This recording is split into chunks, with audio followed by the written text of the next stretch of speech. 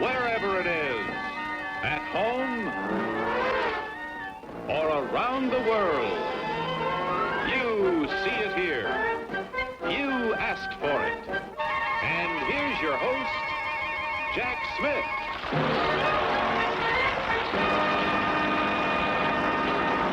Hi there. Don't you kind of envy a fish? All it has to do is just swim around. Yes, but think again. What if a big bad fisherman should happen along up there?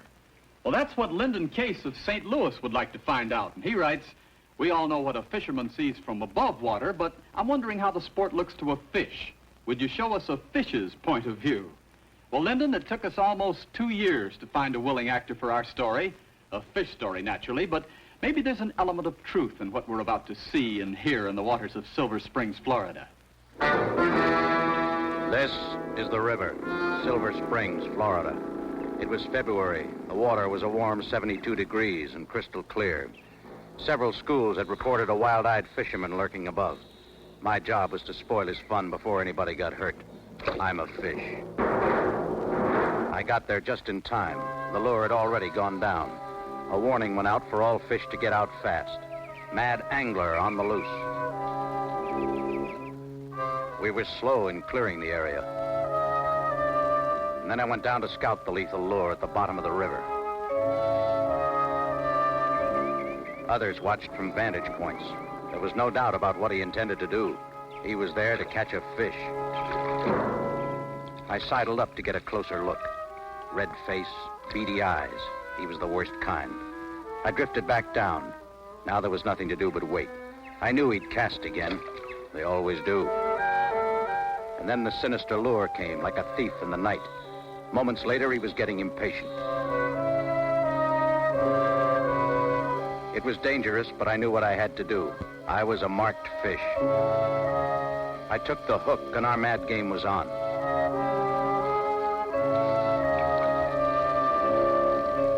I let him play, using every trick in the book.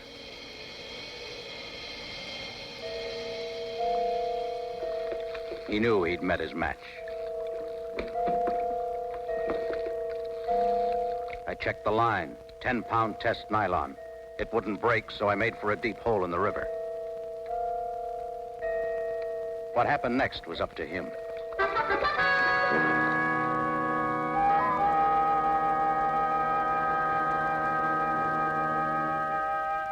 When he reeled again, I circled, trying to draw him off guard and out of the boat. It didn't work. Other fish kept their distance. It was him or me now, man against fish. This was one caper he'd never forget. The more he reeled, the more I circled.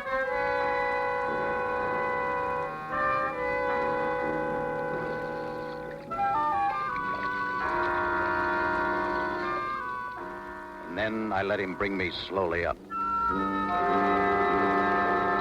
It was all part of my plan.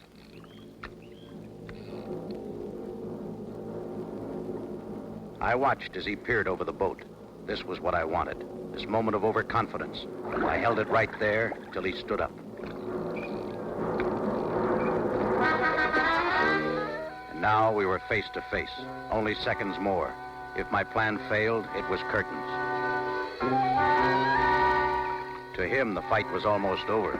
To me, it had only begun. I was beside his dark, forbidding boat. I began to wonder if I'd played the game too far. The net came down, and I dodged nimbly away.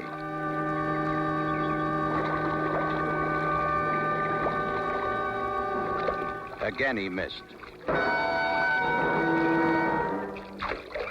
And then I was in his net. This was the chance I'd been waiting for. Suddenly, I made my move and was gone. His little game was done. He learned his lesson the hard way.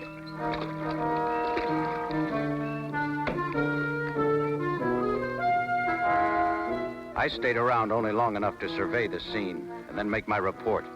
Another fisherman sent up the river.